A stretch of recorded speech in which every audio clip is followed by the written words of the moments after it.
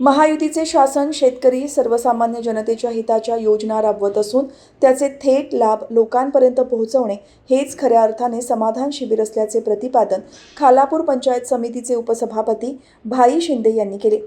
वावोशी येथे महसूल विभागाच्या वतीने आयोजित छत्रपती शिवाजी महाराज महाराजस्व समाधान शिबिर आणि विविध दाखले वाटप कार्यक्रमात ते बोलत होते। महसूल मंत्री आणि या योजना राबवणाऱ्या सर्व शासकीय यंत्रणांच्या कष्टाचे हे यश असल्याचेही त्यांनी यावेळी नमूद केले। कार्यक्रमाचे उद्घाटन तहसीलदार अभय चव्हाण, जिल्हा परिषद सदस्य रेश्मा पाटील आणि इतर मान्यवरांच्या हस्ते छत्रपती शिवाजी महाराजांच्या प्रतिमेस पुष्पहार अर्पण करून आणि दीप प्रज्वलनाने झाले। या शिबिरात जातीचे प्रमाणपत्र, उत्पन्न दाखला, रहिवासी दाखला, डिजिटल 7/12 आणि सामाजिक अर्थसहाय्य योजनांचे मंजुरी पत्र अशा विविध सेवांचे तात्काळ वाटप करण्यात आले।